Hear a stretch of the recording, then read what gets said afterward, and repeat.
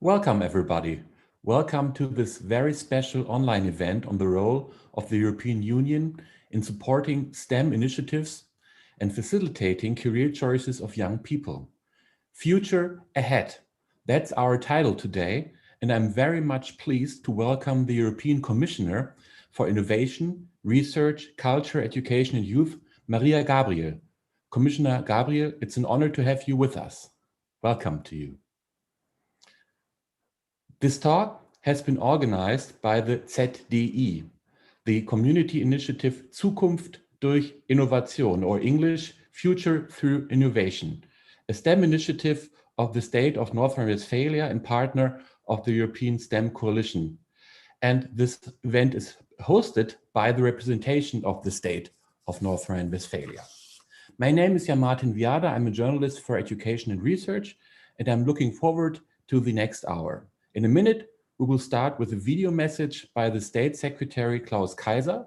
But before that, I would also like to introduce Sabine Verheyen to you. Sabine Verheyen has been member of the European Parliament for the last 11 years. She is chair of the Parliament's Committee on Culture and Education. And last but not least, she is from North Rhine-Westphalia herself. Hello, Sabine Verheyen. Welcome to you. In a few minutes, Sabine Verheyen, you and Commissioner Gabriel, welcome to you again, Commissioner Gabriel, will discuss the present and the future of local and regional STEM initiatives and how they can be supported by European measures. Thank you again for being with us. One more thing before we start. This event is being recorded, but the chat in which you can participate with your questions and comments won't be part of the recording. Having said this, I would like to invite all of you in the virtual audience to do exactly this. Share your thoughts and questions with everybody else. And later in the course of the debate, I will introduce some of your questions and comments into our panel discussion. So let us know what you think, please. All right, so let's get started. Klaus Kaiser would have loved to be with us this morning. He has been member of the State Parliament of North Rhine-Westphalia for 2 decades. And since 2017, he also serves as Parliamentary State Secretary of the Ministry of Culture and Science and supports, not only in this function, strongly the ZDI Community Initiative. And since he could not make it in person, he has sent us a video message. So please let's start the video.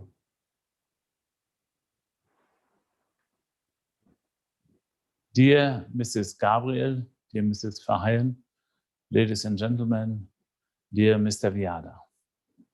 On behalf of ZDI, Zukunft durch Innovation, Shaping Future Through Innovation in the state of North Rhine-Westphalia, I would like to welcome you to today's discussion and thank you for your participation in this digital format. I'm extremely pleased that we, as the largest community initiative for the next generation of STEM professionals in Europe, have been able to invite you to discuss STEM education for young people. In particular, during the past few months, we all could see the importance of STEM education in schools and especially in extracurricular settings. At lightning speed, digital formats in learning, working and communicating have spread into all areas of our life. Technical, but also skills-orientated knowledge is of great importance. Promoting these skills as early as possible, discovering talents and showing young people career prospects in the STEM sector, all of them are goals of ZDI. Over the past 15 years, ZDI has developed into the largest and most successful STEM initiative in Europe. The focus has been on the success factors of establishing and stabilizing regional structures and the quality of the programs. Our networks and school laboratories offer a unique structure for bringing young people into contact with STEM and for deepening their knowledge. In collaboration with pupils, contexts were translated into new offers, including relevant aspects such as digitalization, climate change, sustainability, and gamification. To offer a protected space for networking to the different target groups, we developed a unique e-community platform that went live in October 2020. This platform provides an overview of ZTE's offers and helps people to engage in networking activities and work on joint projects. This is the foundation for an even stronger community development. Not only due to these developments, ZTE serves as a role model to other German states that wish to establish STEM initiatives. The European Commission and the European Parliament are also concerned with the STEM promotion and are driving the issue forward. The European Green Deal can be supported by ZTE since ZTE promotes topics such as environmental protection, sustainability, and resource conservation at an early age. The ZTE community develops programs that accompany the ecological and digital transformation. In order to continue to live up to our pioneering role, we are not resting on our laurels, but we continue to develop ZTE further. In recent years, we have already addressed the issue of contextualization, which is embedding STEM knowledge in larger contexts. Now, this will be systemized in further development of ZTE. For example, we succeeded in reaching and activating girls when STEM was linked to public-related and creative disciplines, including art, culture, or health. We're increasingly dealing with interdisciplinary knowledge, so basic knowledge in STEM is not only beneficial, but mandatory for a wide variety of other disciplines. At the same time, it's necessary to pay attention to the individual life world of all citizens and involve them with all their competencies. Also here, I see great overlap between ZTE and the efforts of the European level. That is why ZTE is a partner in the EU STEM coalition and is highly motivated to exchange ideas with other European initiatives. And now, I wish you a stimulating, fruitful, and constructive discussion full of ideas. In particular, I thank you, dear Mrs. Gabriel and Mrs. Verheyen, for your time and suggestions. Have an inspiring dialogue.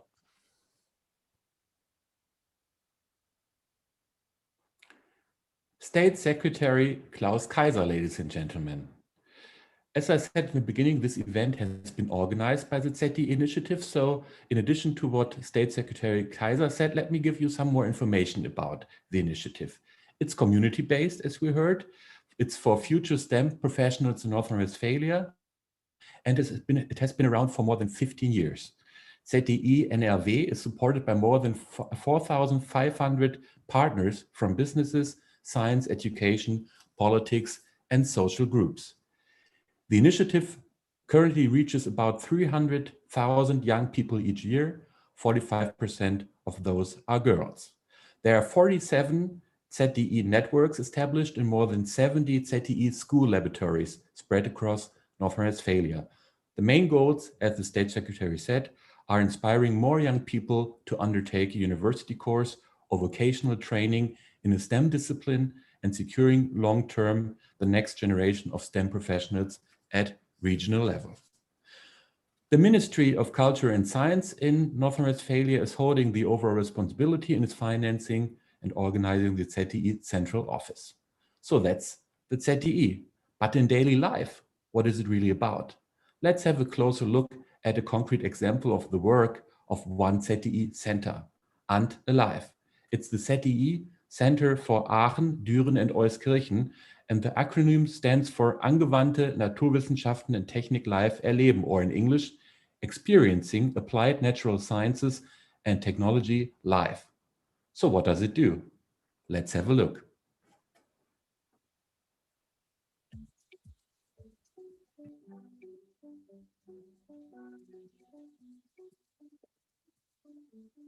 Untitled is one of 47 ZTI networks in North Rhine-Westphalia. It is active in Städteregion Aachen and in the counties of Düren and Euskirchen, and stands for Applied Natural Sciences and Technology. And Alive is organized as a registered association with 44 member schools. Our main goal is to present technical and scientific job profiles to secondary school students in order to help them choose job career or course of study. In order to achieve this goal, Life has built up a strong network of cooperation partners over the past 12 years. In addition to RWTH Aachen University and Aachen University of Applied Sciences, these include the University of Bonn and the Jülich Research Center. Furthermore, 16 school labs and numerous small and medium-sized companies are active in our network. On average, around 2,500 students with a total of more than 27,000 participant hours take part in courses, competitions, or internships annually, which are organized by Life. The region in which Life is active is not only one of the top regions in terms of science and technology in Europe, but also has a long tradition in mining. Städteregion Aachen and the counties of Düren and Euskirchen are part of the Rhenish lignite region, where huge open cast mines dominate the landscape. In the course of diminishing carbon dioxide emissions in Europe, these mines will be closed between 2030 and 2045, maybe even earlier. These closures will induce an enormous structural change in the region. But at the same time, this change is also a major opportunity for the region, for new ideas and new technologies. Topics that focus here are climate change, the energy transition, and the sustainable use of resources. These are perfect subjects for pupils to work on. And since it is precisely these current students who will be the ones who will live in this region with their families in the future, it makes sense to actively involve them in the process of structural change already today. In cooperation with the University of Applied Sciences, Life therefore started the project JIL in the 2019-20 school year with the aim of involving students in the process of structural change through project courses.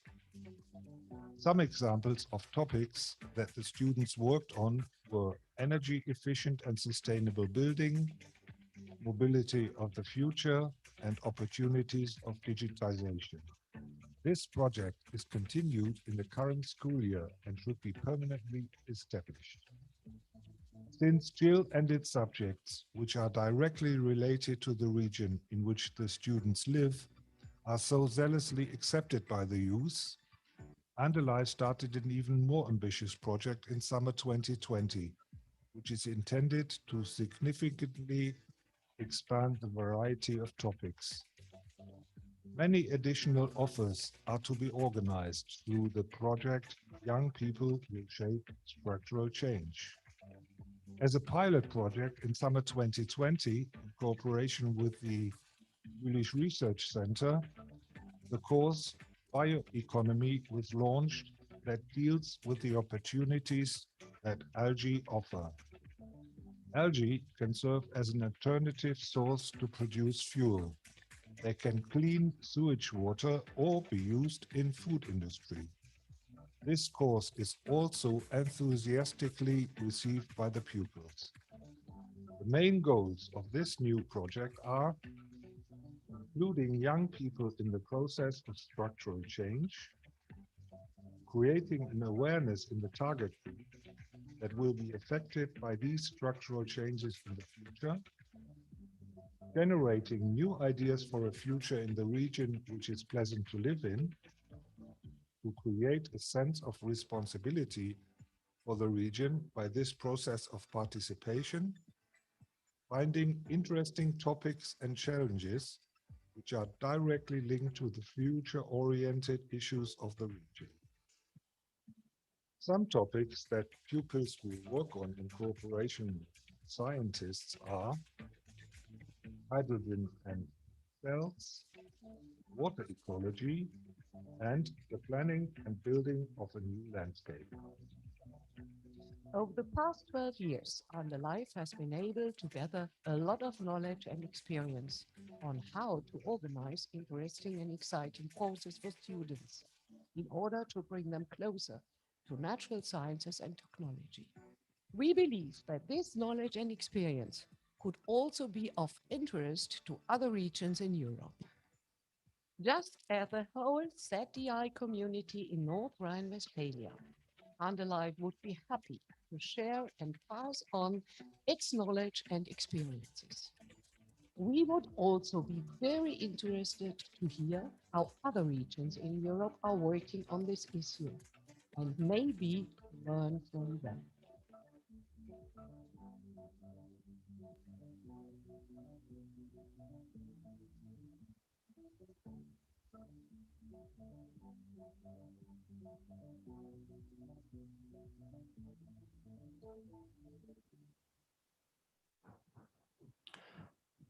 And alive, everybody. And ZDE wants to go Europe.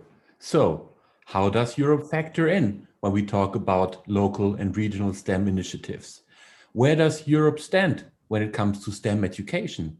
And what can be expected from the Digital Education Action Plan, the European education area by 2025 for actions related to the climate change?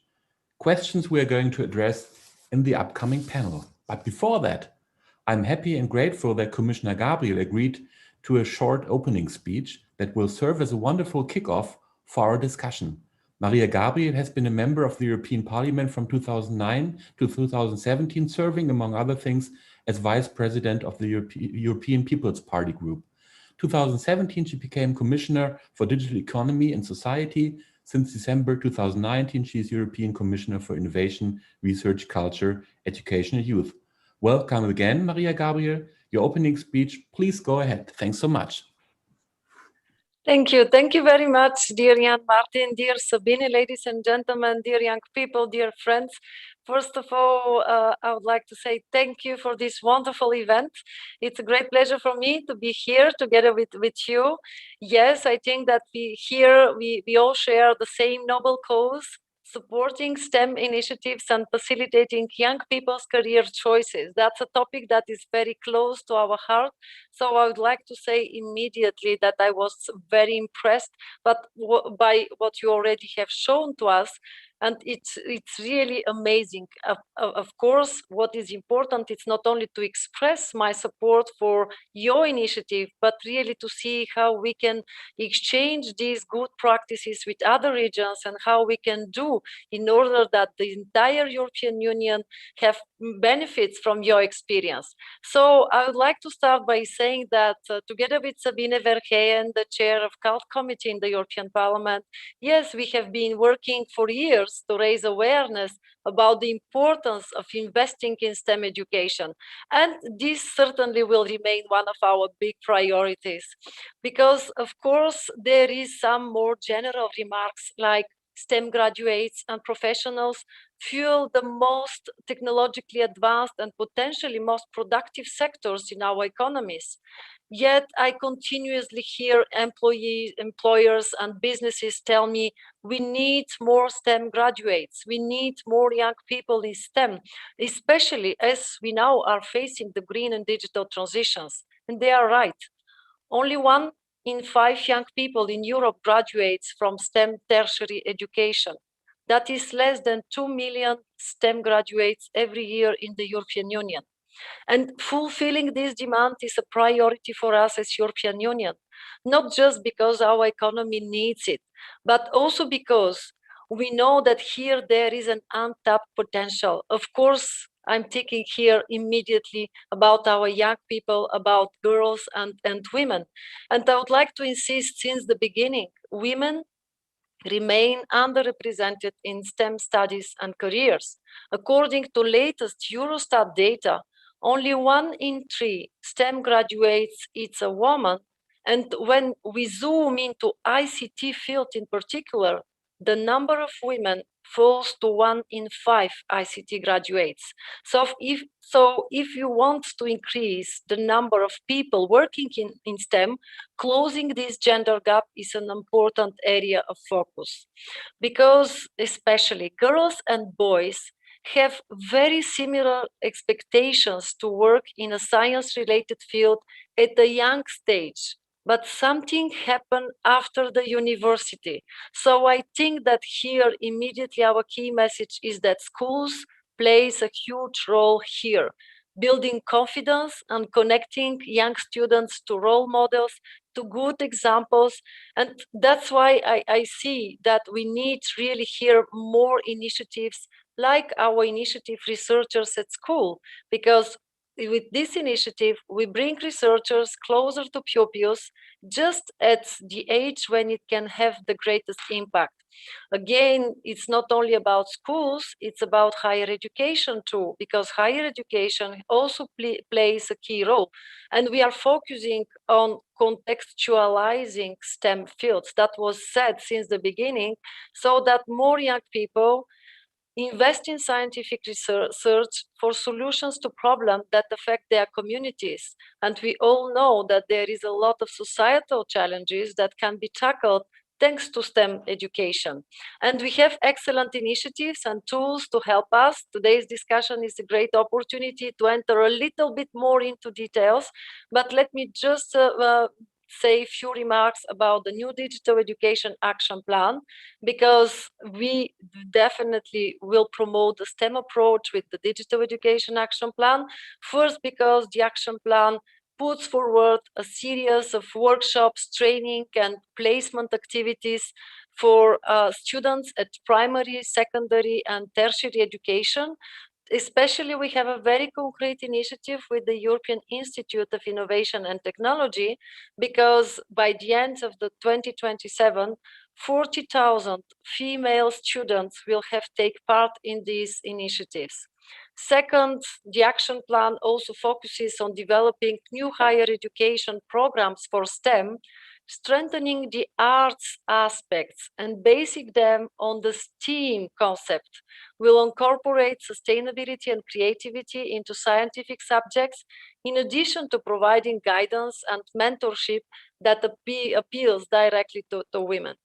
Arts and science are also at the heart of the new European Bauhaus initiative, and I hope that today maybe there will be more young people interested on that, because we need you. We are just at the beginning of this movement that we would like to see, and I fully believe that young people in STEM education can be one of the drivers of this initiative, especially because we would like to bring together arts, culture, science, and technology to build an environment that respects our planet's ecosystem. And I fully believe that the success of this initiative depends on the collective effort of the educational community, and in particular young people involved in STEM. Just only few examples. I will give more details during our discussion, because we have some very concrete initiatives. But I would like, just before to conclude, to warmly welcome initiatives like TDI, which promotes STEM education at national and regional level. And I'm really very glad that I have this chance to learn more about your work today. It is impressive. It is impressive that for more than 15 years, you have been fostering great engagement in STEM in the region of North Rhine-Westphalia, becoming the largest initiative of its kind in Europe. We need to continue to work together. And I would like really to say, to wish you a big success for the future. Now I look forward to our discussion and for more concrete examples and more voices coming from young people. Thank you. Thank you so much, Maria Gabriel. And so I would like to start our panel. Sabine Verheyen, addressing the gender gap is a very important issue, as we already heard from the commissioner. Maybe some thoughts about that from you as well, Sabine Verheyen. Obviously, this is something that we are not at the best yet, So what do you think, how can out of schools initiatives like ZTE help with that? And maybe how does Ant-Alive, which is from your home region, factor in that, Sabine? Yes, first I would like to say thank you for giving me the opportunity to be a guest at your event today. And I'm very happy that Maria Gabriel already picked up many points that are very important to encourage young people to decide for a STEM education. And how important this is also for our future and also for our education systems in all levels. And it's also a question STEM in VET and in vocational education and training, and not just universities. It's a broad range. Coming specifically to the question of the gender gap, I have to talk perhaps a little bit about my own career. I was a pupil at a girls' school. St. Ursula in Aachen was just for girls, and for us there was no question if you had a talent in maths or in chemistry or in physics or in others. There was no competition, because you could do what you wanted to do or what you were interested in. So many of my fellow students decided to study chemistry or to have a technical education. Myself, I studied architecture, but not at the university at the RWTH, but on the University for Applied Sciences, because it was more technical, more practical, and that shows that we still live in stereotypes very often in our school systems. Like Maria Gabriel said, when the children are very small, they are interested in everything. I loved to took a look to the matchbox cars of my brother, and I put them, I destroyed them and I put them together again, and it was very interesting for me to see these things. But during school life, you very often have a change in these things, because we are still sticking to more stereotypes than we normally think. Typical jobs for women, typical jobs for boys or men. This should not be our future. We should take a look, where are the talents? And I think the ZTI initiative with Anti is a very good initiative to give the opportunity to young people, especially also girls. And also in our region, I know that there are many projects also from the Aachen University explicitly for young girls, to bring them closer to technical education and technical issues and STEM. And I think that's very good to do that during the whole school life, so that the decision to pick up a study in STEM is perhaps a little bit easier in the end. Thank you so much, Sabine. So obviously, breaking up stereotypes, it's a little bit easier outside the normal school context. But maybe you can elaborate a little bit more about that. Why is it easier outside in the initiative? Why is it easier than in the school time? I had many chats with teachers on that, because everyone knows that in principle, everyone has, it doesn't matter which gender you are, if you are a girl or a boy, it's the question of talent, if you like techniques. But it's still in our society, and don't know why, that sometimes when it comes to handcraft work or to technical issues, that also the roles are clear. The role models for boys and girls seem to be clear. And I made the same experience when I was in my studies, but it's many years ago. But I think there are still on a lower level and hidden behind some openness that is more today than it was in the past. These stereotype thinking of typical women's jobs are teacher, nurses, all these things that have more the social or language aspect, and the technical hard facts are for the boys. It's also to say that technical jobs are hard facts or hard issues when it comes to economy, when it comes to STEM, when it comes to all these things, shows that there seems to be a gender difference still in our thinking, in our society. And I think that's important to break up these things, to give opportunity also outside from school, so that the self-confidence of young girls, when it comes after such an experience in school, to show I'm good in physics, I'm good in chemistry, I'm good in maths, or I'm a good programmer and perhaps a hacker in school, to show that there are talents also with women, helps them when they had a positive experience outside. Thank you very much. Before I would like to hear Maria Gabriel again, I would like to introduce some comments from the chat. One comment is, firstly, people, humans, e.g. parents, family, teachers in general, have to be changed and involved to change the minds and stereotypes within culture, society, and custom. Secondly, encouragement, trust, and support are crucial factors from cradle to end life. And then there was another comment. These actions that we talked about are toward girls and women, but boys and men also have to be changed and involved to change the minds and stereotypes. Maria Gabriel, please go ahead. So I very much welcome, because that's exactly that. It's a common responsibility. It's a common effort to do, because very often we are concentrating on what girls have to do, but it's so important to work together with boys since the beginning. And I think that that's really the right approach, to give them examples, to be more confident in themselves. That's why role models, mentorship programs are important. But since the beginning, really, to be very clear, there is no women and men jobs. There is capacities, there is knowledge, there is talent, there is ideas. And I think that that's what you are doing. That's why we need to promote this in all our member states.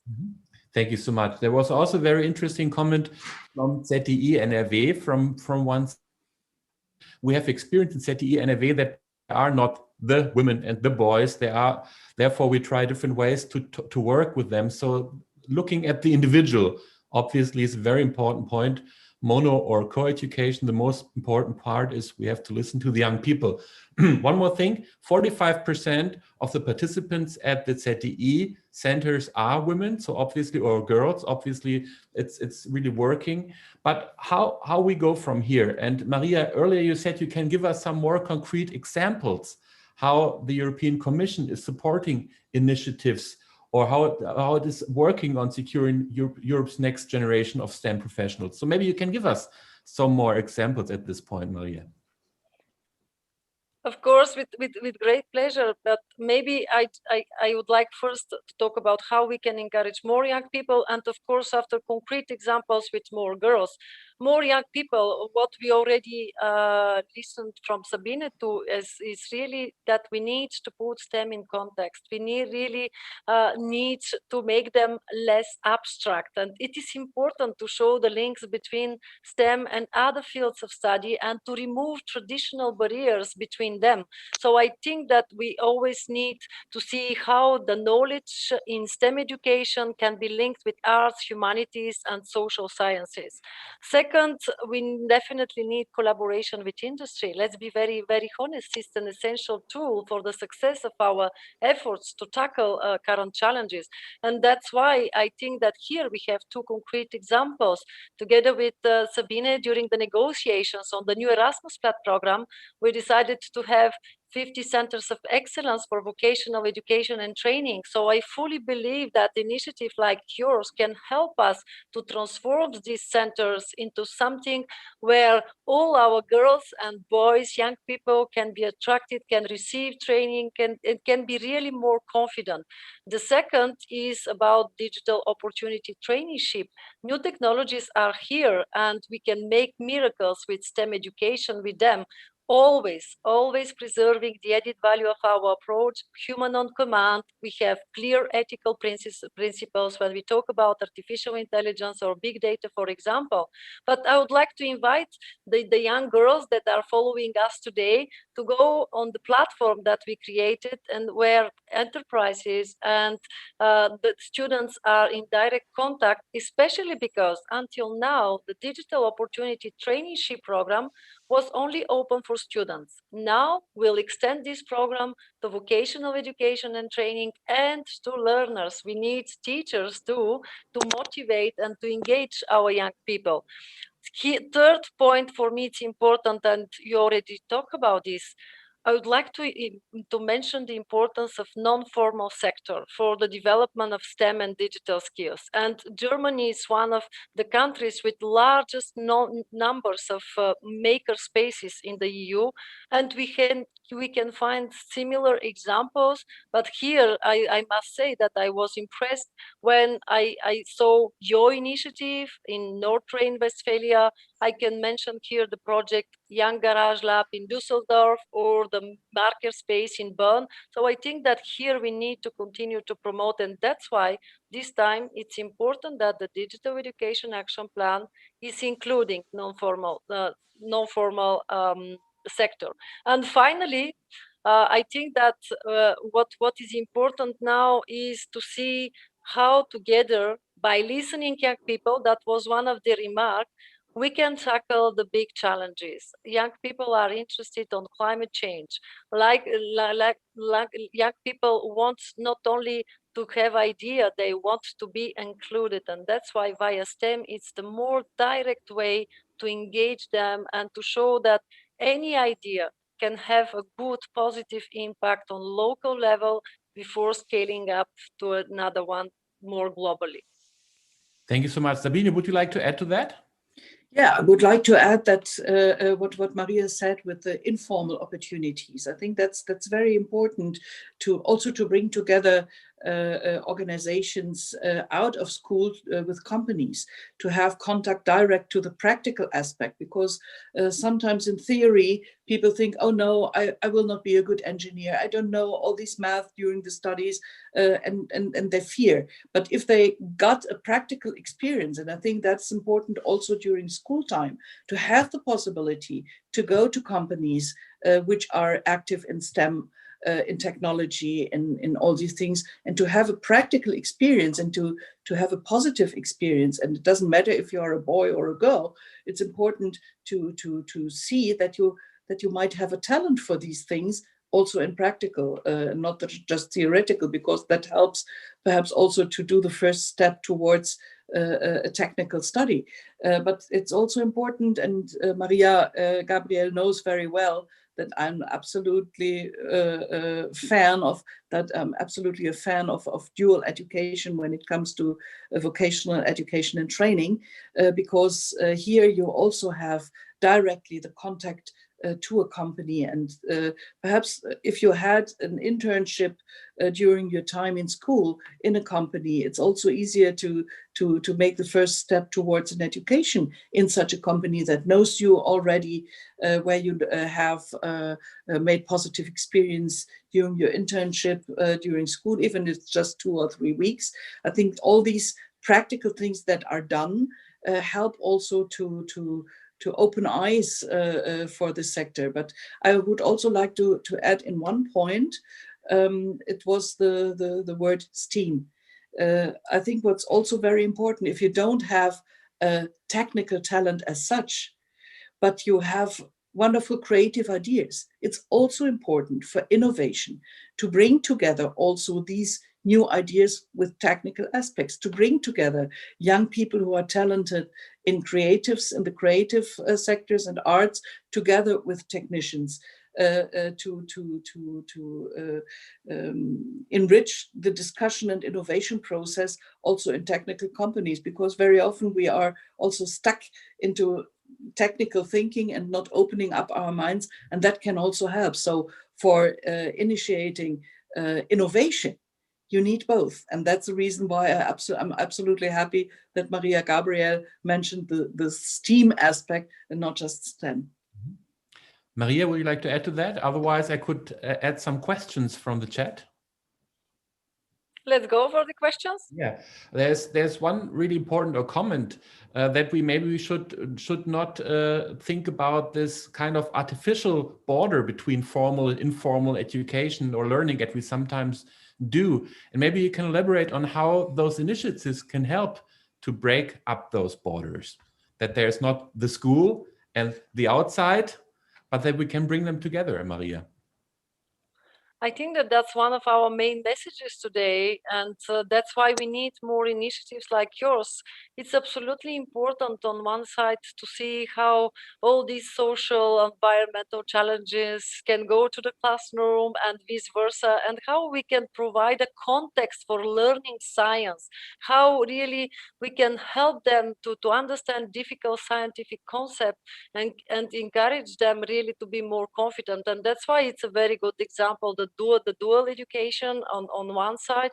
On the other, I would like really to say that here we have a very good opportunity with the European Institute of Innovation and Technology, because what really represents the specificity of the year of European Institute of Innovation and Technology is that since the beginning, the knowledge triangle, education, private sector, local level with regions and public institutions are working together in a decentralized manner. And our objective is really very clear. We would like to offer training for young people, really to see that traditional and non-formal, informal forms of education can only work better together in order to gain experience, to promote ideas, and at the same time to exchange best practices. So I think that here maybe there will be a new opportunity to see how we can bring more closely these sectors, and that will be thanks to our European Digital Education Hub. You know, that's our priority this year, 2021. We would like to establish this European network of a European Digital Education Hub in all our member states in order exactly to facilitate the dialogue between the different sectors, the exchange of good practices, the access to training. So I think that this year we have this chance to move more quickly, like new technologies with young people, like them. We would like really to promote more rapidly these initiatives, and I count very much on you and your engagement, because that can really help us a lot. Thank you so much. And maybe Sabine, ZTE and Ant Alive especially are very good examples of how to bring together schools and informal types of learning. I mean, some of the most important partners of Ant Alive, as in all the ZTE networks, are schools. Maybe you can talk a little bit about how schools work together in Ant Alive with other organizations within the region. Yeah, I think it's this opening up of schools to the outside, I think, is very important. School is a wonderful place, but to have, we call it also in Germany also schulische Lernorte. It's a horrible word. I don't know how to translate it in English. German There word. are places to learn, learning places outside of school. I think that also brings another dimension to the learning aspect. So the link between non-formal and informal and formal learning is really very important. I see it also. I also take some other examples that I makes with Ante wonderful work and has very close connections to more than 200 schools. But there are also many other initiatives, like, for example, the Archimedische Sandkasten, the archimedical sandpit we have from the Aachen University. It's a big sandpit in the middle of the city where you can make experiences in technologies and creating new ideas. And it's for example, also things like bringing pupils to university with the kids university we have, to have contact, like in the Ante project, to laboratories in the surrounding. To go out is important, but this is always an extra step also for the schools, and we have to see that it is always an add-on to the normal obligations teachers have. And I absolutely admire the engagement of teachers who open up for such initiatives. I'm also very happy that we have with ZDI an institution that supports schools and teachers to open up to these things. And it's even more of a challenge right now when schools have to work on distance learning. They have to do all these efforts just to keep in touch with children and students, and at the same time work on initiatives out of school initiatives is also a challenge, an additional challenge right now. Maria Gabriel, there was a chat comment here. You have to visit us in North Rhine-Westphalia. We do all these things. So I think this is some kind of an invitation to you to come. And I'm sure that you would like to. Maybe you could also say a little bit more about how the initiatives towards more STEM education work with working on some of the goals of the European Union, like to tackle climate change and everything. Maybe you can talk about this link. There was also a question about that, how we can link working on the big challenges to STEM education. Thank you very much. I tried to answer it with great pleasure. I accept to visit you, so that will be really a great experience. So thank you very much for the invitation. I'm very glad that we are touching this topic of climate, because young people are interested, and it's one of our main priorities, especially because 10th of December, I announced the creation of a European Coalition for Education for Climate. So now we have only a few months in front of us in order to see how on local, regional, and national level we can promote this cooperation between formal and non-formal education, how we can engage more young people. And that's why I think that at least we have now this platform. Very soon in March, I will announce the creation of the platform. So I will be very glad for your contribution with ideas. And of course, this coalition for education for climate will have a direct link with our first European STEM coalition, because it's a very good example. It's supported by Erasmus Plus program strategic partnership. It's a European-wide network working to build better STEM education in Europe. And I think that we already have seen a lot of good examples how stakeholders are exchanging ideas, share experience, and they are developing new approaches. So I think that what will be very good this time is to see how we can incentivize this work of our European STEM coalition with national coalitions, of course, in order to promote better synergies with the work of the Coalition for Education for Climate. And when we talk about green, I would like again here to pay attention to one topic. There will be something new in our Erasmus Plus program. There will be a green Erasmus. So I very much hope that, especially because now with the new program, there will be possibility for secondary school. Maybe here, Sabine, we have to think about something more concrete, short-term and more long-term exchanges. Use the blended learning as initial stage, and never allow this to replace the physical mobility. But I think that now we have this possibility to have more young people coming from STEM sector, using the opportunities provided by Erasmus Plus program, and at the same time helping us to tackle global challenges.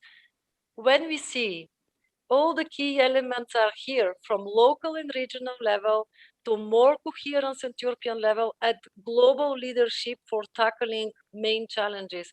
And again, at the heart are our young people, so I will very much welcome their ideas. Thank you so much.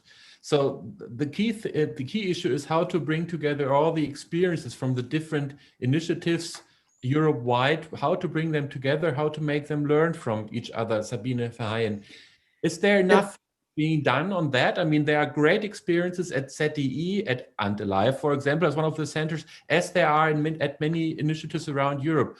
Is there enough being done to bring them together so that they can learn from each other?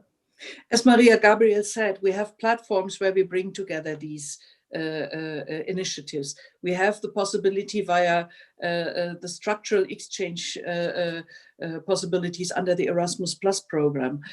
We have the cooperation on university level with the European education area that will come up in the next years, and especially under Horizon 2, to have a structural exchange also when it comes to technology and all these things.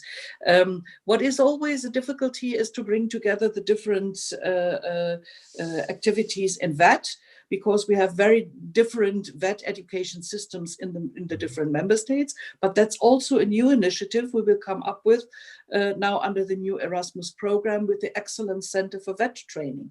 That's also a good possibility to collaborate and cooperate in these fields, also when it comes to STEM, how to make better education possibilities to bring young people to this. But we were very happy that in the new program, we also could raise the budget for the non-formal learning for the youth part of the program, because that's very important for the informal part of learning. The structural exchange between schools, the platforms we have there. There is, for example, I don't know if all the schools know about that. There is initiative Games in Schools, initiated by the European Commission, where teachers and the gaming industry met to find a possibility how games can be part of education systems, to have an exchange, to exchange on experiences. There are many things going on, but in the end, we always have also to take a look who knows about these initiatives, how are they published, how many take part, and where are the possibilities for teachers to take part. And there's also a big role for our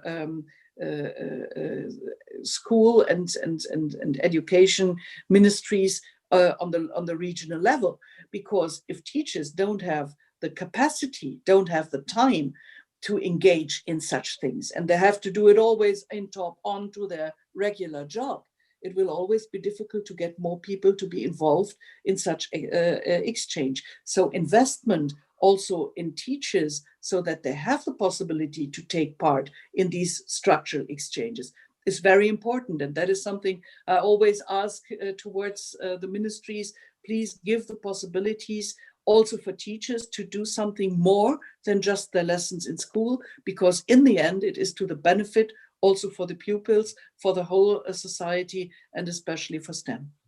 Thank you so much. And I would also like to say thank you to all and everybody in the virtual audience for sharing your thoughts, for sharing your questions. And there's a lot of comments there, and we won't be able to address all of them, but I always try to have a look at them and to pick some of them. And there's, Maria Gabriel, one question about the risks of focusing too much on STEM education.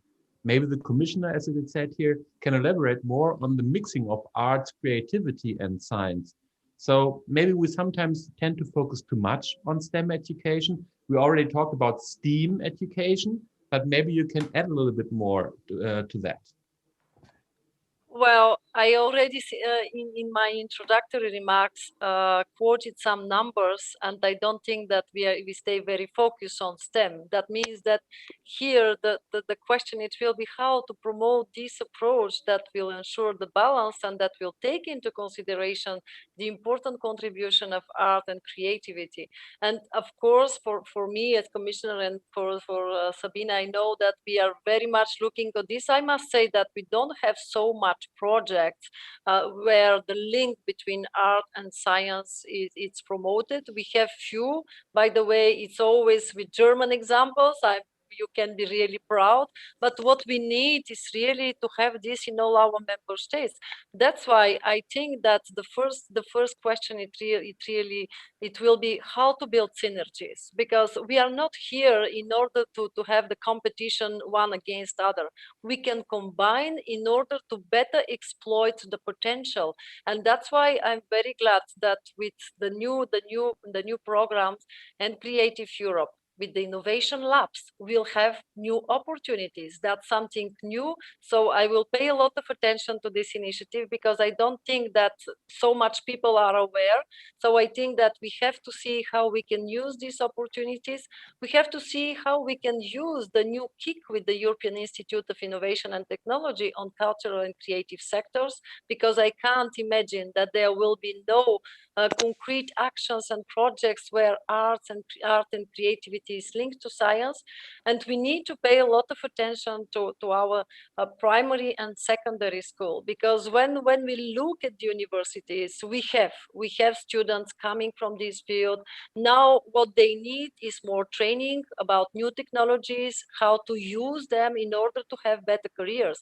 But we need to work on this issue since the beginning. That's why I think that we need to do something more at school. And here again, the role of teachers is crucial, not to stigmatize that's not, there is no direct link between this field and this field, and to encourage more and more students to do it. And in this context, I must say that this year, we would like to launch the first 3 Sabine European Teachers Academies from the 25 that we would like to have by 2025.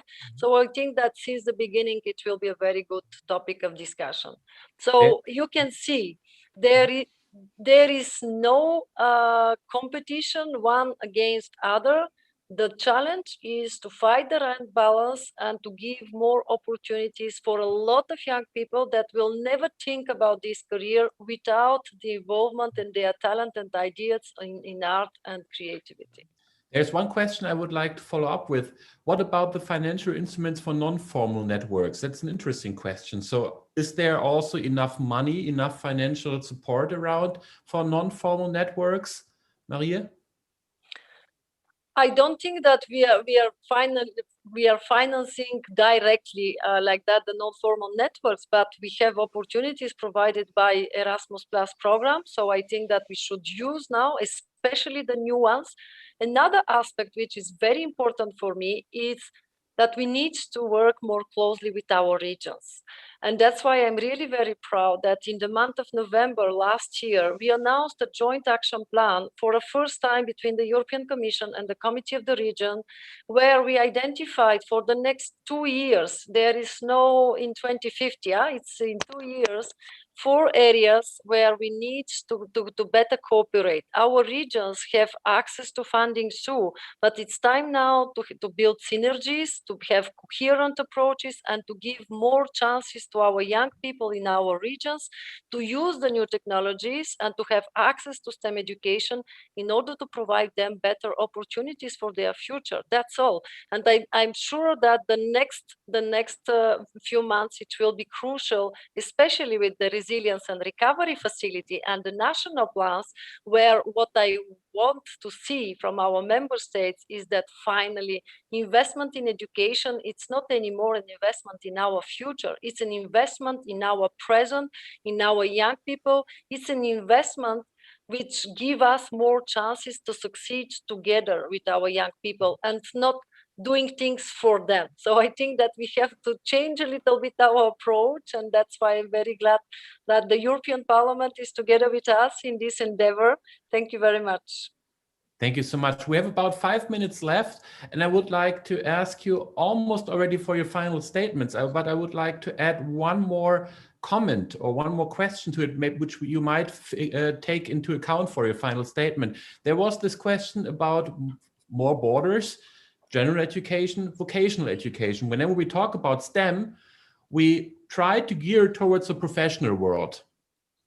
But maybe, and that's how I understand the question, it's also a matter of being a citizen in the digital 21st century. So it's not so much about the professional world only, it's also to enable people to take part in society in the 21st century. So that's an aspect that we haven't discussed so much yet. So maybe that's something you could talk a little bit more in your final statements.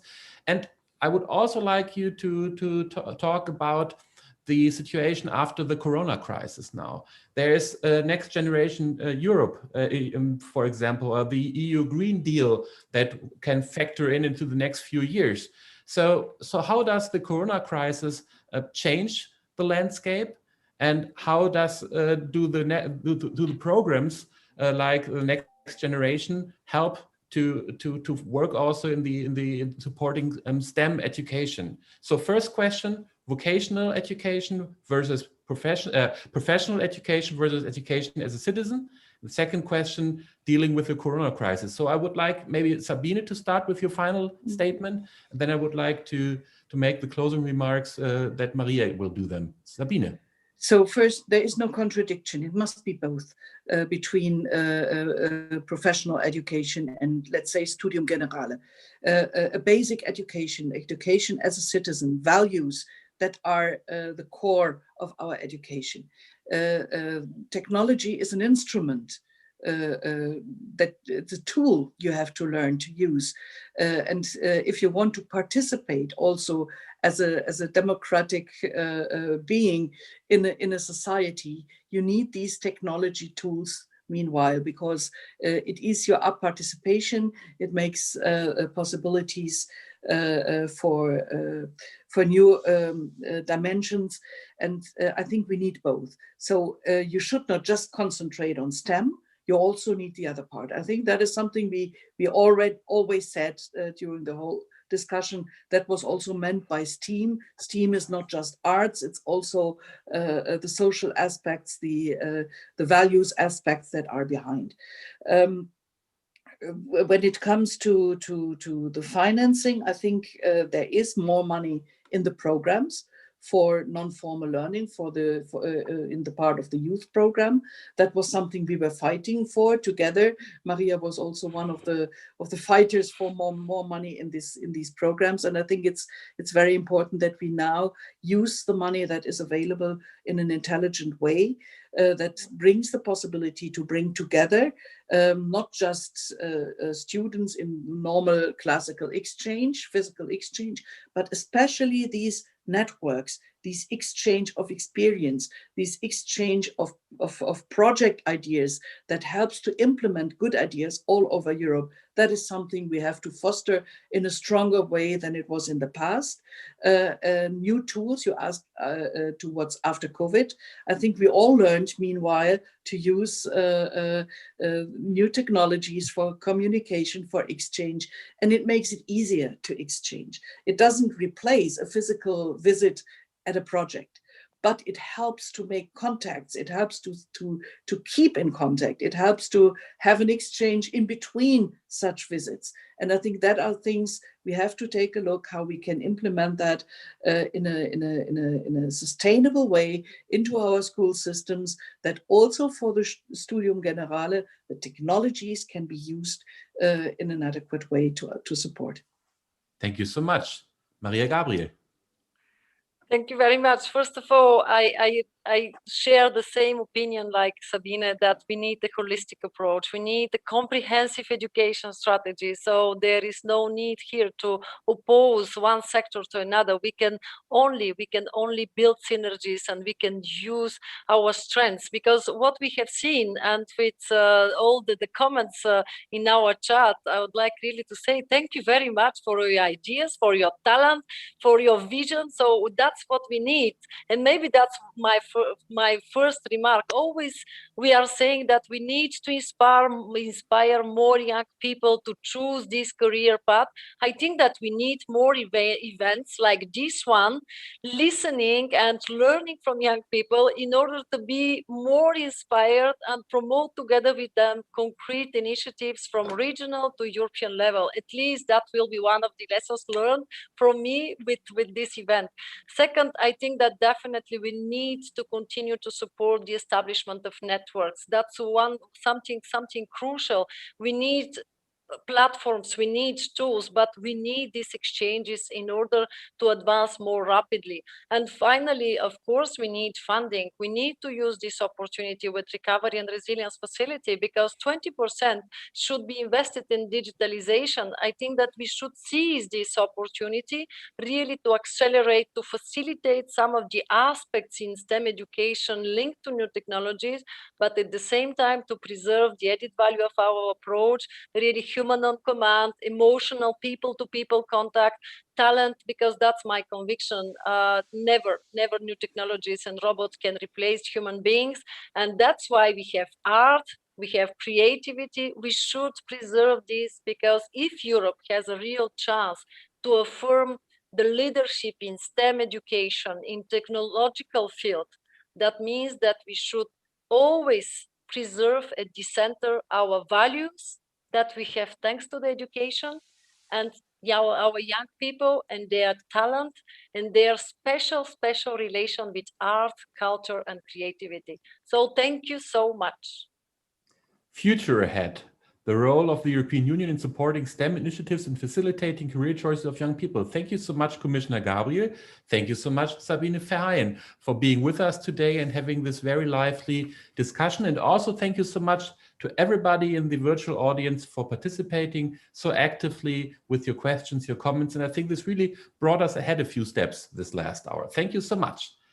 If you would like to keep in touch with the ZTE is open, as you heard today, for new kinds of cooperation, as is the European STEM Coalition as a whole. Within the next few days, you will receive an email with more information about the ZTE, about the European STEM Coalition, and a few contacts. So feel free to use them and to keep in touch or to get in touch. And also a YouTube link to this recording of this event will be provided. So again, thank you so much. Have a great day and goodbye. Bye-bye. Bye. Bye.